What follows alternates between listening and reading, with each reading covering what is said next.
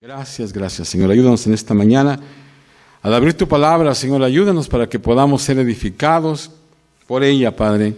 Porque tú, Señor, la envías con propósitos definidos. Permite que en esta mañana tu palabra no vuelva vacía, sino que haga, Señor, el propósito por el cual tú lo has enviado, Señor. Gracias, Señor. En Cristo Jesús lo pedimos. Amén. Pueden sentarse, hermanos. Esta mañana, hermanos, quiero continuar. Estamos hablando acerca de algunas verdades que son muy fundamentales en la vida espiritual. Hace 2 semanas, la semana pasada, pues tuvimos la visita de nuestro hermano Nepta. Pero en esta semana quiero continuar con esa serie. Una serie pequeña, pero queremos recordar algunas cosas. Hermanos, hemos escuchado necesidades que hay, ¿verdad? Y hermanos, todos sabemos que vivimos en un mundo caído. Hay situaciones que pasan en nuestra vida, ¿verdad?, que no quisiéramos que pasaran. Se dice que casi nada trabaja como debería. Dijimos hace 2 semanas, ¿verdad?, que no es fácil, no es nada fácil ser cristiano. Y en ocasiones, hermanos, suceden cosas que hacen que a veces perdamos la esperanza, perdamos toda esperanza. Sin embargo, hermanos, la vida cristiana demanda que vivamos en esperanza, porque creemos en las promesas de Dios. No podemos volvernos pesimistas y rendirnos. A veces cuando la situación está un poco difícil, a veces como que es difícil a veces tener esperanza. Vemos a veces a nuestros seres queridos o gente que amamos, que están pasando por situaciones bastante difíciles, por situaciones que uno no quisiera que pasaran. Yo, como saben, hace 8 días tuvo aquí mi amigo, nuestro hermano Nepta, y está pasando una situación un tanto difícil, ¿verdad?, físicamente, y la verdad es de que uno dice, toda la vida le ha servido al Señor, toda la vida ha dado todo por el Señor, y esa situación, ¿verdad?, que está pasando física. Me recuerdo siempre a nuestro hermano Flores de Guatemala, siempre oro por él, le digo, Señor, pues toda la vida Él ha dado todo por ti, ha levantado obras, tantas cosas, y ahora está en una situación un tanto difícil, ¿verdad? Y siempre oramos para que Dios le dé siempre energía, lo ayude el Señor, que esté con él. Pero como digo, hermanos, a veces hay situaciones que a veces nos hacen como que perdamos la esperanza. Sin embargo, vuelvo a repetir, la vida cristiana, hermanos, demanda que vivamos en esperanza, porque creemos en las promesas de Dios. No podemos volvernos pesimistas y rendirnos, porque el hacerlo, hermanos, sería negar lo que creemos. Siempre hay una razón para tener esperanza. Entonces, ¿en dónde vamos a encontrar esperanza en tiempos de problemas? ¿En dónde vamos a encontrar esa esperanza?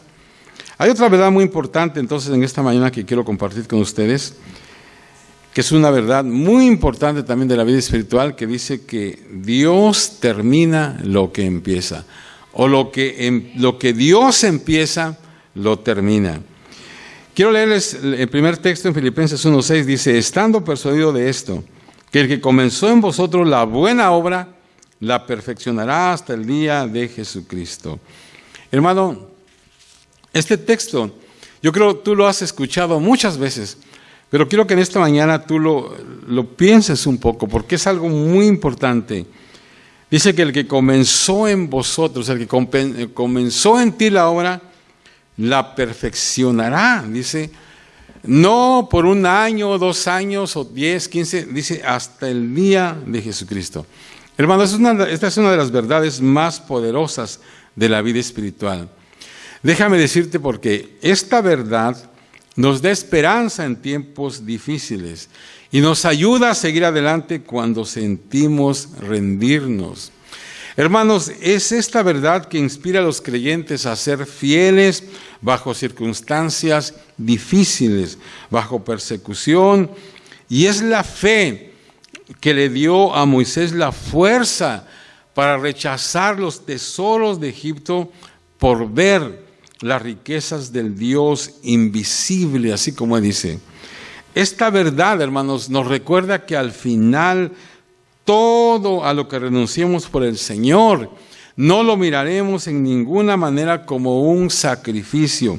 Y cuando la vida se ponga difícil a nuestro alrededor y otros hayan rendido en su fe, nosotros permaneceremos firmes porque sabemos que lo que vemos hoy no es todo lo que hay, hermanos.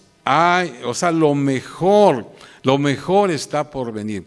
O sea, cuando tal vez sientes, ¿verdad?, que todo está oscuro y todo está mal, eso no es todo lo que hay. Siempre va a haber algo mejor. Lo mejor está por venir. Ahora, al reflexionar sobre esta verdad, hay unas palabras que vienen, las palabras de Romanos 8:31 vienen a mi mente, donde dice: ¿qué pues diremos a esto?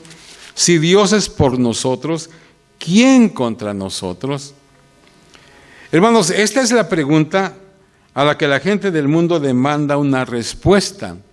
O sea que ellos dicen, hay un Dios, y si hay un Dios, Él está en contra de nosotros. Cuando Pablo dice, si Dios es por nosotros, Él no está diciendo tal vez sí o tal vez no. Este texto puede ser traducido así: porque Dios es por nosotros, o por la razón de que Dios es por nosotros. Así es como debe de ser traducido: porque Dios es por nosotros, o por la razón de que Dios es por nosotros. O sea, no hay otra verdad más fundamental en toda la palabra de Dios que esta verdad. Dios es por nosotros. Dios no está en contra de nosotros. Dios no es neutral hacia nosotros. O sea, por Jesucristo el asunto está resuelto. O sea, ya está. Dios está por nosotros. Todo lo que Dios es, todo lo que Dios tiene y todo lo que Dios hace, Él lo hace a favor de su pueblo. Aún, hermanos, en los tiempos cuando parece que Dios está actuando en contra de nosotros, si solo pudiéramos mirar detrás del velo, entenderíamos que Dios está por nosotros. Ahora, hemos dicho, ¿verdad?, que tradicionalmente nosotros los cristianos tenemos 3 enemigos: el diablo, el mundo y la carne. Entonces la pregunta es, ¿puede el diablo permanecer en contra de nosotros? No, porque él ya ha sido derrotado. ¿Puede el mundo permanecer en contra de nosotros? No, porque Jesús ha vencido al mundo. ¿Puede la carne destruirnos? No, porque en Jesús nosotros hemos vencido el llamado de la carne. Por lo tanto, entonces tenemos que ser valientes. ¿Quién puede estar contra nosotros si Dios es por nosotros? O sea, nadie. Esta verdad, hermanos, de que lo que Dios empieza lo termina, o Dios termina lo que empieza, descansa en muchos de los atributos importantes de Dios. En primer lugar, uno de los atributos es que Dios es fiel. Eso significa que Él no miente, no cambia en su carácter esencial y actúa en el tiempo y el espacio para asegurarse de que su propósito sea cumplido. Hermanos, Él persevera hasta que lo que ha ordenado se llegue a realizar. O sea, no hay fracturas ni fallas en el Señor. Él es fiel a Él mismo, Él es fiel a su palabra y a todas sus criaturas. Al final, hermanos, todas las cosas en el universo serán vistas como cosas que sirvieron a los propósitos de Dios. O sea, no habrá ningún detalle olvidado, nada estará fuera de su lugar y no habrá accidentes. O sea, aún las tragedias, hermanos, de la vida se acomodarán al plan de Dios. Dios, hermanos, es fiel, ya sea que lo veamos o no. Él es fiel, ya sea que lo creamos o no. Ahora, el segundo atributo sobre el cual descansa esta verdad de que Dios termina lo que empieza, es que Dios es bueno. Este atributo nos dice que Dios está por nosotros y no en contra de nosotros. Él intenta bendecirnos más allá de nuestras expectativas y Él desea aún bendecir a aquellos que se rebelan en contra de Él. Hay un texto en el Salmo 119 que dice, tú eres bueno y haces el bien. Entonces, por el hecho de que Dios es bueno y es fiel, podemos confiar en que lo que Dios empieza, Él lo termina. O sea, tarde o temprano probaremos que su palabra es verdad, su sabiduría se mostrará claramente, su nombre será glorificado y nosotros, hermanos, estaremos satisfechos. Ahora, mientras trabajamos, mientras esperamos y anhelamos ese día por venir, quiero entonces que empecemos pensando en 3 verdades en las que podemos depender. Porque tal vez en este momento estés pasando, mientras estemos en este mundo, vamos a pasar por diferentes situaciones, algunas no tan placenteras que digamos, ¿verdad? Y tal vez en esta mañana tú estás pasando por una de esas cosas. Entonces, mientras que tú trabajas, mientras esperas, mientras anhelas que ese día, cuando venga el Señor, llegue, quiero entonces que pensemos en 3 verdades en las que podemos depender. En primer lugar, todas las promesas de Dios eventualmente serán cumplidas. O sea, todas las promesas de Dios con el tiempo se van a cumplir. Todas las promesas de Dios eventualmente. O sea, la palabra clave es eventualmente. O sea, de alguna manera se van a cumplir las promesas de Dios. En el libro de Josué encontramos unos versos que sumarizan la fidelidad de Dios hacia su pueblo. Vienen al final de la sección en donde los judíos han derrotado a sus enemigos y han tomado posesión de la tierra prometida.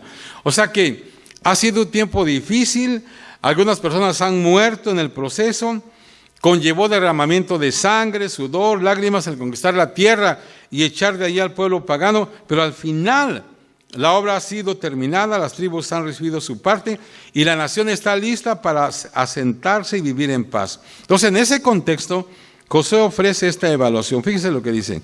De esta manera dio Jehová a Israel toda la tierra que había jurado dar a sus padres. Y la poseyeron y habitaron en ella. Y Jehová les dio reposo alrededor, conforme a todo lo que había jurado a sus padres, y ninguno de todos sus enemigos pudo hacerles frente, porque Jehová entregó en sus manos a todos sus enemigos. No faltó palabra de todas las buenas promesas que Jehová había hecho a la casa de Israel, todo se cumplió. O sea, note que aunque el Señor dio a ellos la tierra, ellos todavía tenían que luchar por ella. O sea, eso es importante, ¿verdad? Porque Dios le dijo, te la voy a dar, pero todavía tenían que luchar por ella. O sea, el reposo vino solo hasta después de largos años de guerra. O sea, tuvieron que ir a la batalla vez tras vez y sin duda que algunos soldados tuvieron que morir y sangre fue derramada para que la promesa de Dios llegara a ser realidad.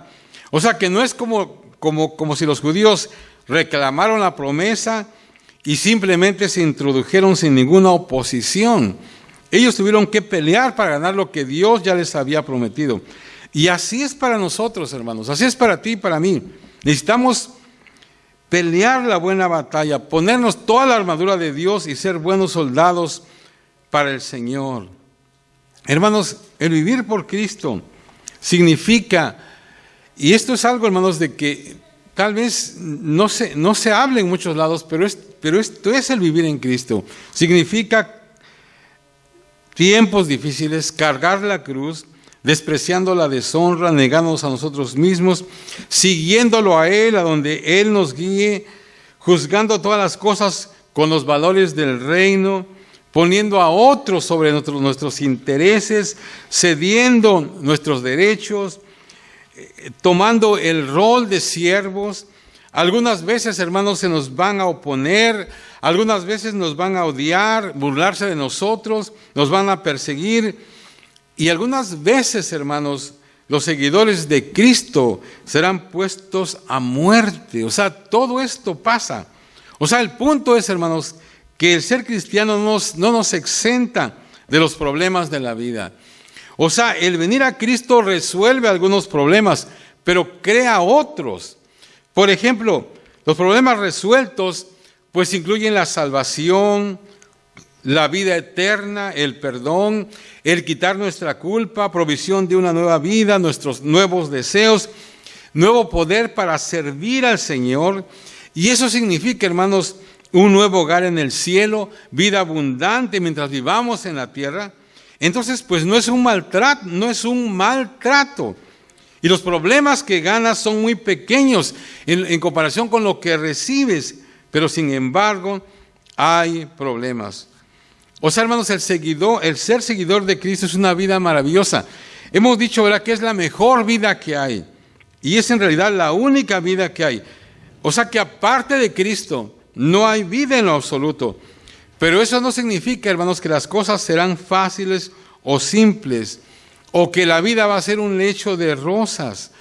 Alguien dijo, ¿verdad?, tal vez sea un lecho de rosas, pero de todos modos esas rosas van a tener espinas. Las buenas noticias, hermanos, son que Dios tiene totalmente la intención de mantener sus promesas que Él te ha hecho. O sea, lo que hizo por Israel tiempo atrás, lo hace por su pueblo hoy en día. Entonces, mientras confiamos y obedecemos, mientras peleamos y oramos, mientras defendemos la justicia y dejamos brillar nuestra luz en el mundo de oscuridad, una por una las promesas son cumplidas. Y al final, hermanos, no es sino hasta entonces, miraremos atrás y diremos, el Señor lo hizo. Ninguna de sus promesas falló, todas se cumplieron. Entonces, tres verdades en las que podemos depender. Todas las promesas de Dios eventualmente se cumplirán. En segundo lugar, el Señor terminará su obra en nosotros. Esa es otra promesa que se va a cumplir. Salmo 138:8 dice, Jehová cumplirá su propósito en mí, tu misericordia, Jehová, es para siempre. Y el argumento aquí, hermanos, es muy simple. Por el hecho de que el amor de Dios perdura para siempre, su propósito para nosotros perdura para siempre también. O sea, si su amor perdura para siempre, entonces su propósito también perdura para siempre. Si el amor de Dios fallara, entonces podríamos tal vez dudar de sus propósitos. Pero por el hecho de que su amor refleja su eterno carácter, podemos estar seguros de que Dios hará lo que tenga que hacer para cumplir lo que Él quiera completar en nosotros. Y en tercer lugar, la obra entera de salvación está garantizada por Dios. Fíjense lo que dice Romanos 8, porque a los que antes conoció, también los predestinó para que fuesen hechos conforme a la imagen de su Hijo, para que Él sea el primogénito de muchos hermanos, y a los que predestinó a esos también llamó, y a los que llamó a esos también justificó, y a los que justificó a esos también glorificó. Hermano, quiero que circule 5 palabras en ese texto, si tiene su bosquejo. La palabra conoció, la palabra predestinó, la palabra llamó, justificó y glorificó. Hermanos, estas palabras componen la cadena de oro de nuestra salvación. Hermanos, es una cadena de oro de 5 eslabones. Estas 5 palabras comprenden toda la obra de Dios a nuestro favor. No hay otra declaración en la Biblia que de manera más comprensiva contenga lo que Dios está haciendo para completar nuestra salvación. Él empieza, fíjese, en la eternidad pasada y termina en la eternidad futura. O sea, por decirlo de otra manera, nuestra salvación empieza en el cielo, baja a la tierra y termina otra vez en el cielo. O sea, nuestra salvación empieza con el primer eslabón. O sea, algo que es la presciencia, el conocimiento de antes. Dice a los que antes conoció. O sea, ese es el eslabón que empieza en el cielo. Luego viene la predestinación, predestinó. Él es el eslabón que trae la salvación. Luego llegamos al llamado, dice llamó. Es el eslabón en donde eres enganchado a la cadena. Luego justificación, justificó. Es el eslabón que asegura que tu rectitud delante del Señor. Luego glorificó. Glorificación es el eslabón que te asegura tu lugar eterno en el cielo. O sea, estas 5 cosas son los 5 eslabones en la cadena de nuestra salvación. Son verdades para cada creyente, son verdades solo para los creyentes. Si tú eres creyente, estos 5 eslabones de la cadena, en la cadena explican el plan de salvación, el plan de Dios para llevar a cabo tu salvación de la eternidad pasada a la eternidad futura. Fíjense, notemos el tiempo de estas 5 palabras. Dice, conoció, predestinó, llamó, justificó, glorificó. Todas estas palabras están en tiempo pasado. Ahora, pero ¿cómo puede uno ser glorificado en el tiempo pasado cuando nuestra glorificación es en el futuro? O sea, ¿cómo puede Dios hablar de nuestra futura glorificación en el tiempo pasado si aún no ha pasado? Bueno, la respuesta es esta, hermanos. Es tan cierto que Dios habla de ello en tiempo pasado, a pesar de que para nosotros va a suceder en el futuro. O sea, en la mente de Dios, hermanos, el pasado, el presente y el futuro son lo mismo. O sea, en algún sentido no lo podemos comprender, pero nuestra glorificación, ¿verdad? Según esto ya pasó, ya se dio. Es tan cierto que Dios puede hablar de ello en tiempo pasado.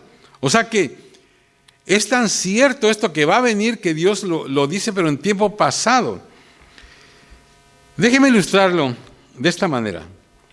Si Dios vio de antemano 100 personas, entonces Él predestinó a 100.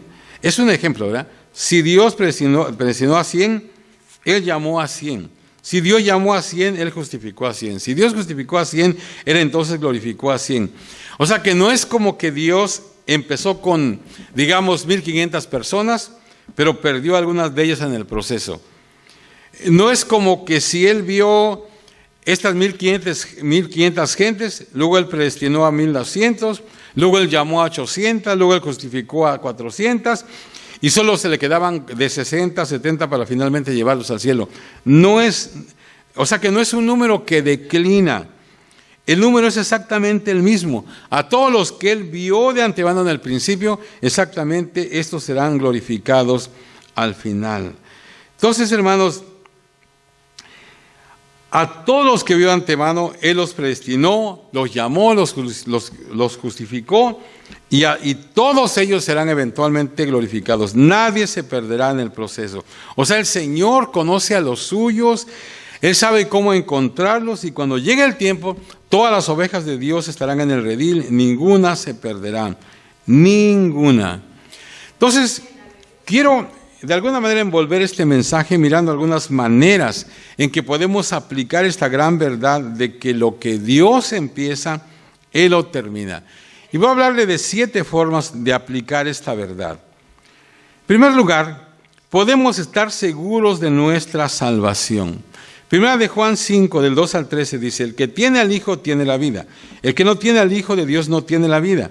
Estas cosas os he escrito a vosotros los que creéis en el nombre del Hijo de Dios, para que sepáis que tenéis vida eterna y para que creáis en el nombre del Hijo de Dios. Hermanos, este verso nos dice que la vida eterna solo se encuentra en Jesucristo y que aquellos que creen en Él sabrán que tienen vida eterna. Hermanos, en este mundo, ¿verdad?, de tanta incertidumbre, aquí hay algo que Dios dice que puedes saber. Es pero muy importante, hermanos, muy importante. ¿Quieres ir al cielo? Tú puedes. Hermanos, muchos cristianos, mucha gente y aún muchos cristianos dicen en ocasiones: espero ir al cielo. Pero ese no es el lenguaje, hermanos, de la Biblia.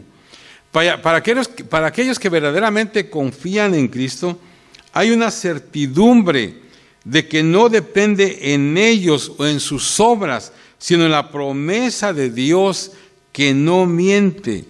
Hermanos, porque la salvación es obra de Dios.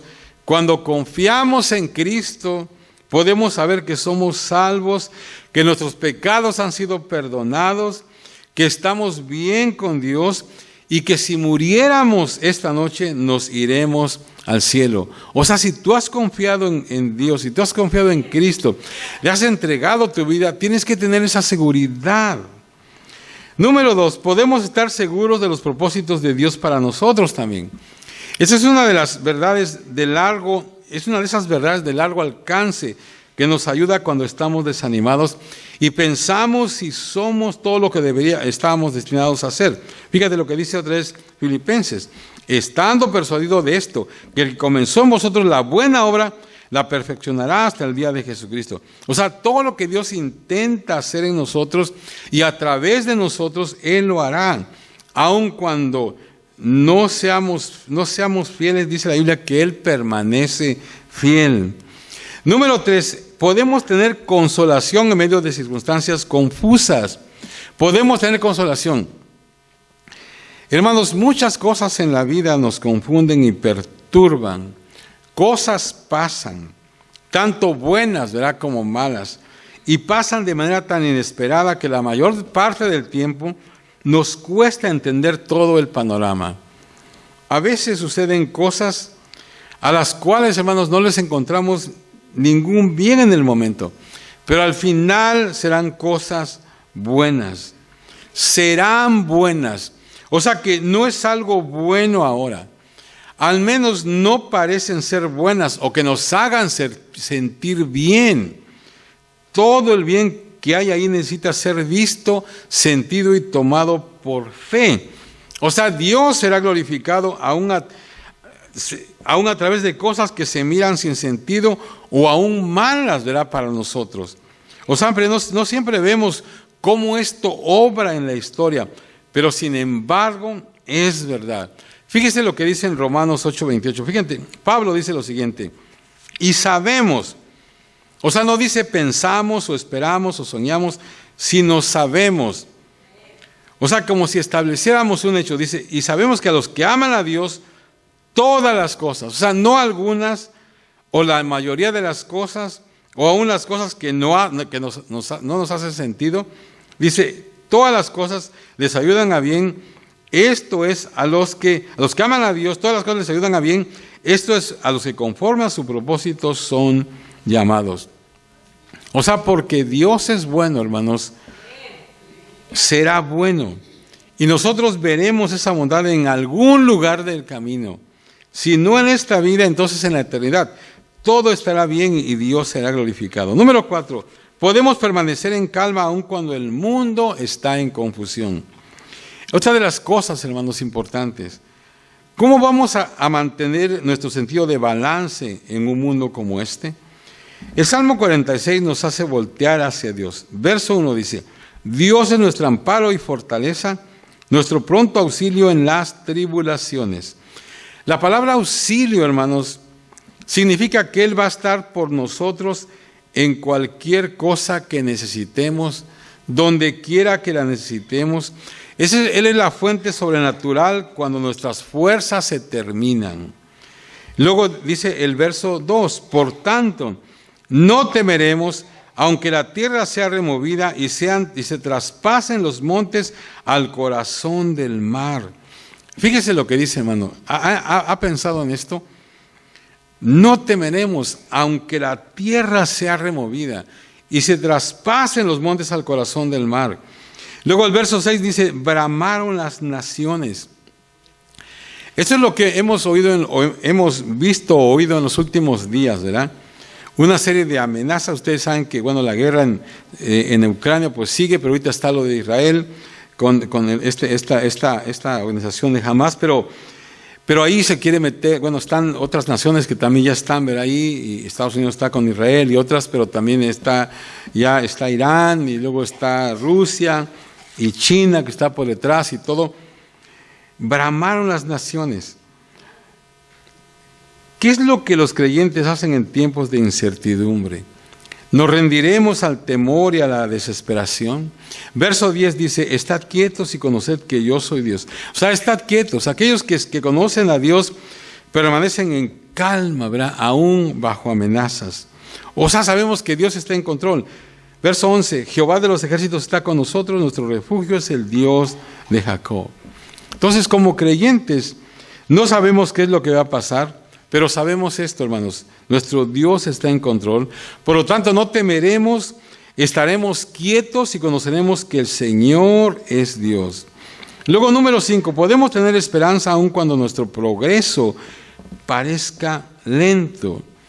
Hermanos, todos nosotros, si somos honestos, ¿verdad?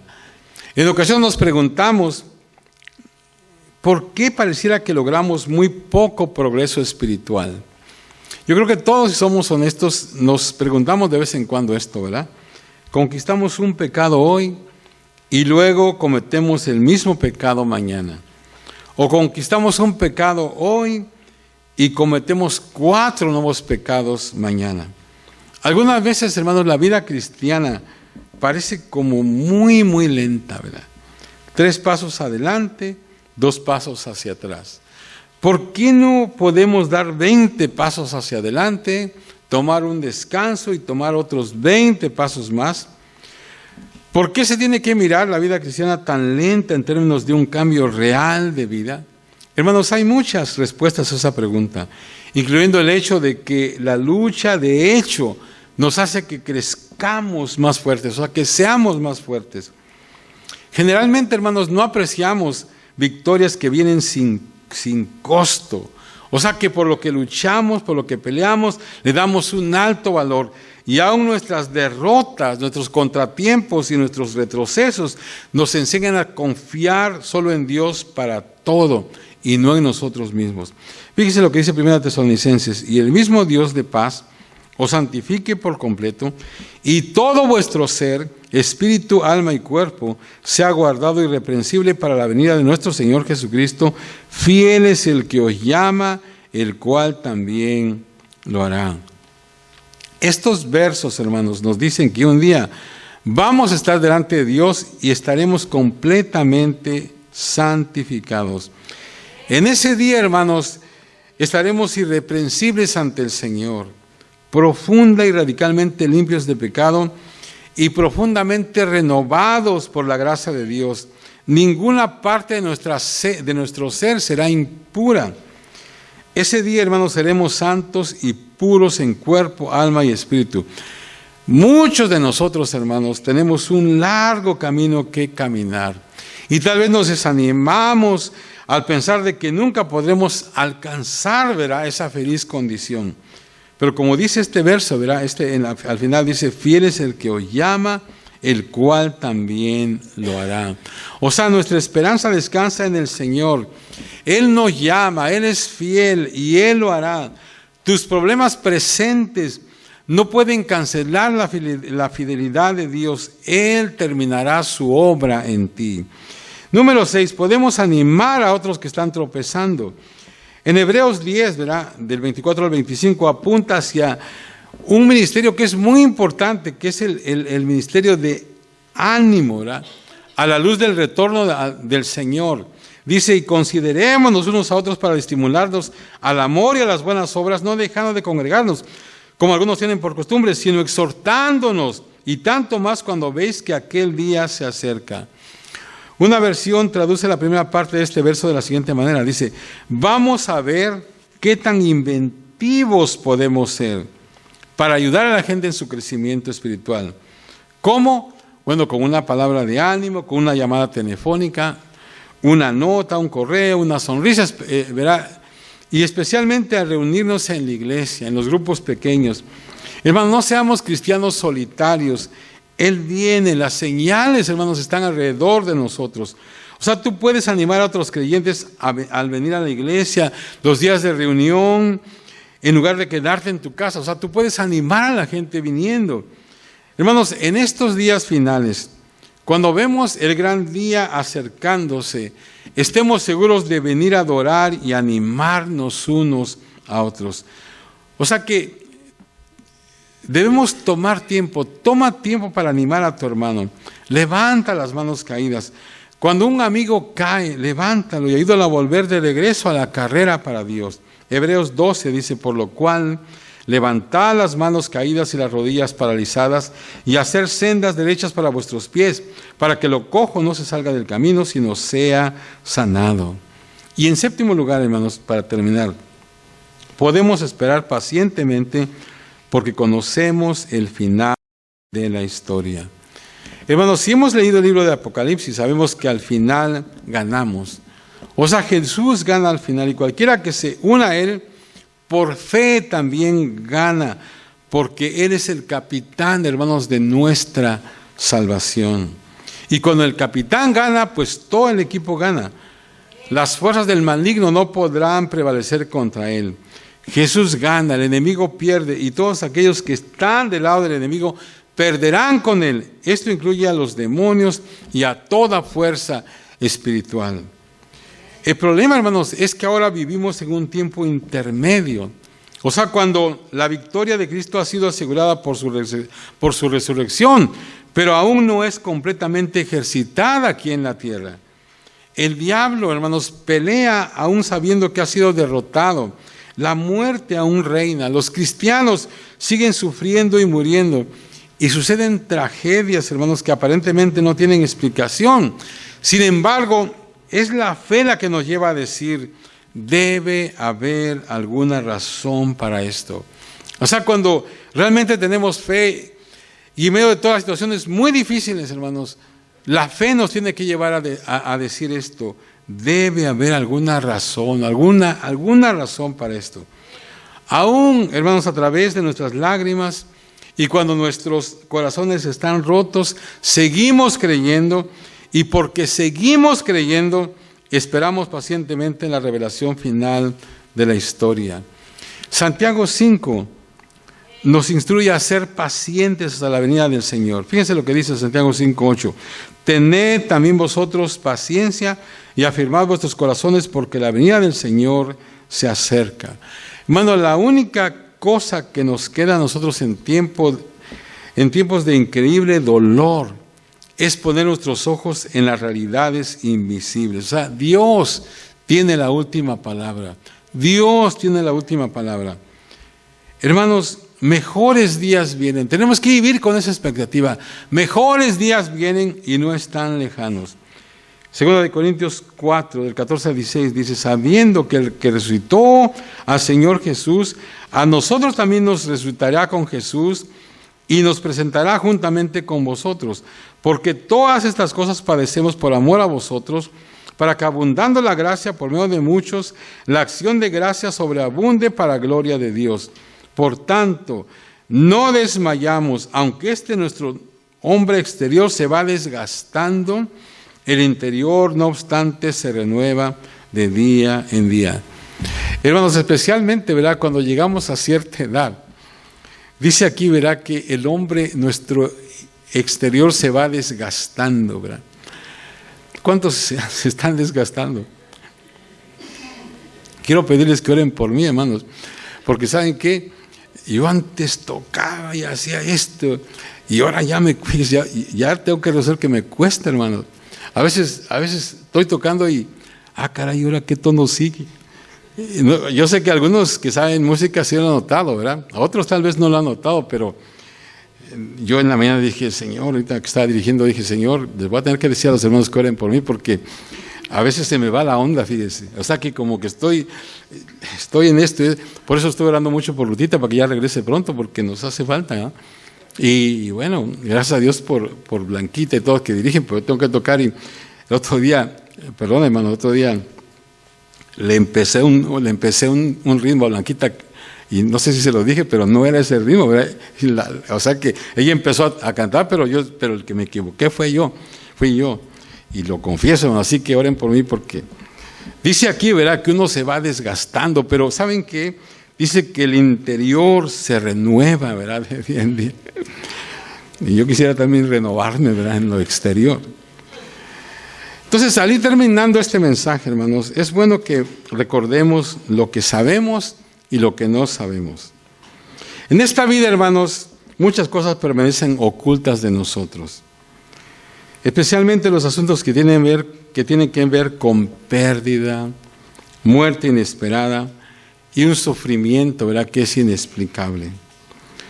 Al final del día, hermanos, después de todos nuestros pensamientos, oraciones y meditaciones, y aún después de un profundo estudio de la palabra de Dios, simplemente, hermanos, no sabemos por qué algunas cosas pasan de la manera en que pasan. Quizás podríamos pensar o imaginarnos que las cosas serían diferentes si estuviéramos a cargo del universo, ¿verdad? Pero esa observación nos lleva directamente a una gran verdad también que hemos estudiado, ¿verdad? Y que es que Él es Dios y no nosotros, ¿verdad? Él es Dios.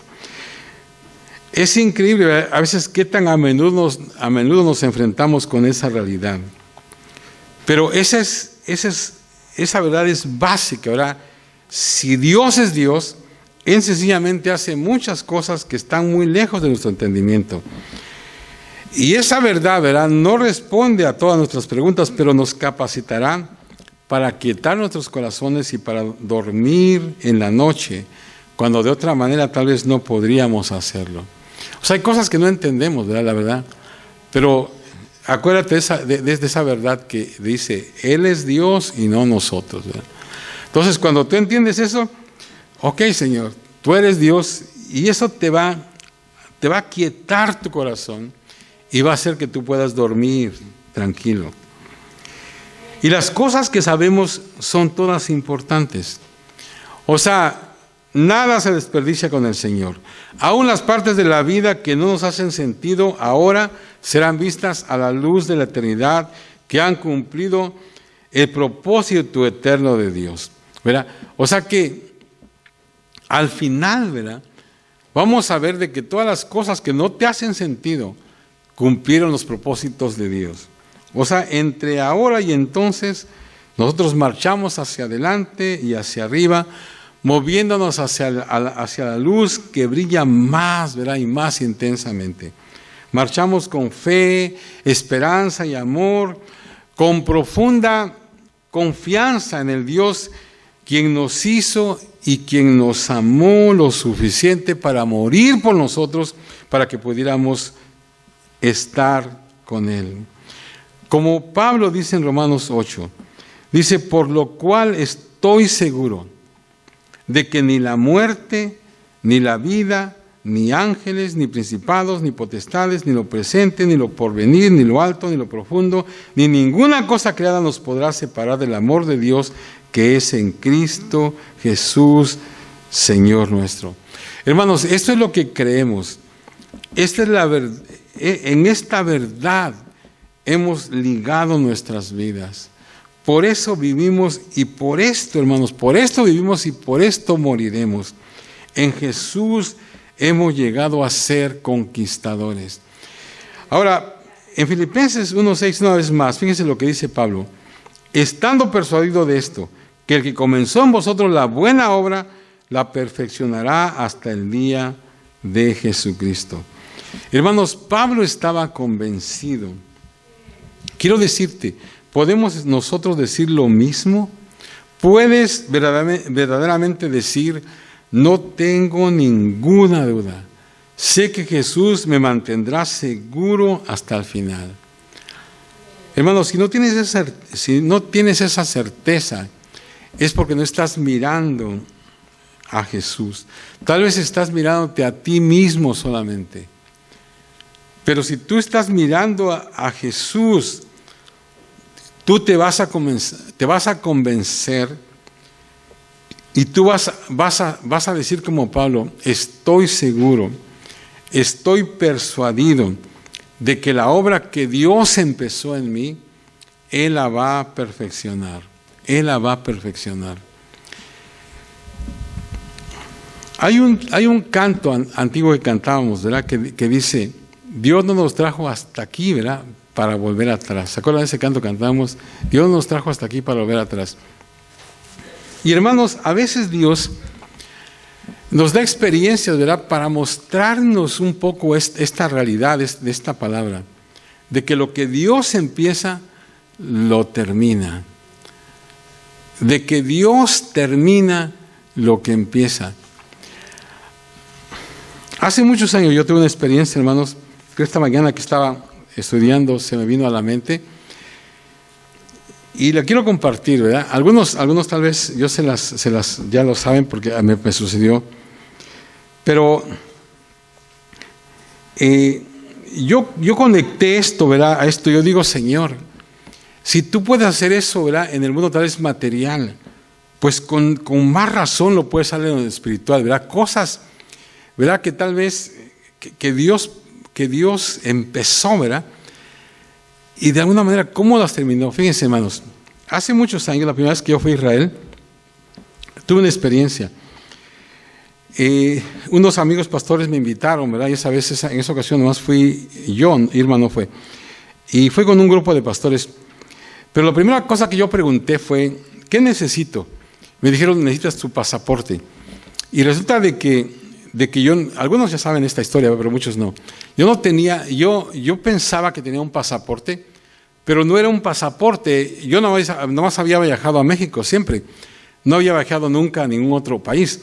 Entonces yo tenía un papel, ¿verdad? Pero en ese tiempo era como un pasaporte, era como una cosita, una libretita. Pero esa no era un pasaporte, era una matrícula consular solamente. Entonces, pero yo pensé que era pasaporte, y entonces yo me fui, ¿verdad? Llegamos al aeropuerto y nos documentamos, y al documentarnos, pues lógicamente a mí no me tenían que dejar documentar, porque ese no era un pasaporte. Pero miren cómo Dios, ¿verdad? Como digo, lo que Dios empieza lo termina. Por alguna razón no se dieron cuenta y me documentaron. Entonces, volamos, llegamos a Suiza, ¿verdad? Ahí teníamos que estar un día ahí. Y cuando entramos, ¿verdad? Allá a Zúrich, era en la tarde, me acuerdo, y el emigrante, Zúrich está casi en la frontera con Alemania, y entonces los que me atendieron era como un alemán, así muy mal encarado, ¿verdad? Y me acuerdo que me pidió el pasaporte, según el pasaporte se lo di, y él lo vio y le echaba una luz y lo volteó así. Y yo decía, pues, ¿qué está haciendo? Y entonces, de mala gana, lo selló y me lo dio. Y dije, bueno, ¿qué pasó? Bueno, entonces cuando ya salimos, me dice uno de los hermanos, dice, ¿qué pasó, hermano? No, digo, pues no sé. Pues a ver, enséñeme. Y hermano, dices que este no es un pasaporte, esa es una matrícula consular. Digo, pero pues con ese me vine. Bueno, total de que ahí empezó a ver la situación. Al otro día anduvimos muy a gusto ahí en Zúrich y todo, y luego en la tarde cuando nos íbamos a ir para Israel, ahí estuvo el problema. Porque yo cuando llegué a documentarme, me dice el hombre, dice, deme su pasaporte. Le digo, dice, ese no es un pasaporte, esa es una matrícula. No, pues me dijo igual, ¿verdad? En un inglés todo así, porque allá, le digo, hablan más alemán y eso. Entonces, se hizo un lío, hermanos, tremendo. Llamaron a la persona que estaba encargada de nosotros del grupo, le dijeron, este hombre no tiene pasaporte. Y me dije, oiga, dice, ¿pero por qué? Le digo, pues es que yo traje eso, este es mi pasaporte. Dice, es que ese no es un pasaporte. Entonces me dice, mire, dice, lo que vamos a hacer es de que lo vamos a tener que entregar al consulado mexicano, dice, aquí en Zúrich, aquí se va a quedar. Y dice, bueno, y dice, pues usted trae dinero. Digo, pues sí, va a tener que regresarse. Y yo decía, Señor, pero ¿y ahora cómo me regreso? ¿Cómo entro a Estados Unidos? Pues bueno, yo tenía mi mica, ¿verdad? Pero no tenía pasaporte, porque mi pasaporte era mexicano en ese tiempo. Total, hermanos, de que yo lo que les digo, ¿verdad? Y siempre he dicho que yo tengo esta historia para contarle a mis nietos, de que yo estuve indocumentado en Europa, fíjense. O sea, que yo estuve en Europa sin documento, no tiene un documento. O sea, que yo tuve... Entonces el encargado de nosotros le dice, miren, dice, usted lo dejaron entrar, ahora me lo dejan salir. Entonces, de alguna manera dijo, ¿qué? Dijo, vamos a dejarlo salir de aquí de Suiza, pero en Israel ni crea que va a entrar. Israel, hermano, tiene una cosa pero tan estricta, ¿verdad? Y bueno, dije, pues ni modos. Entonces ya nos subimos al avión, son como unas 3 horas y media de ahí de Zúrich para Tel Aviv. Esas fueron, o sea, yo creo que en toda mi vida no había como pasado un tiempo así como 1 hora y media más o menos de una angustia, ¿verdad? ¿Y ahora qué voy a hacer? ¿Y cómo voy a regresar? Y todo. Pero yo me acordé de esto, ¿verdad? De que lo que Dios empieza, porque yo realmente yo no estaba como necio, ¿verdad? De querer ir a Israel, o sea que yo sencillamente ahí pues me apunté y todo.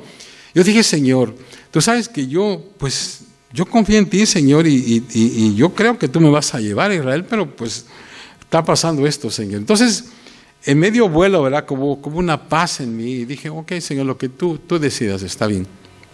Y me dio el Señor una paz así tan buena.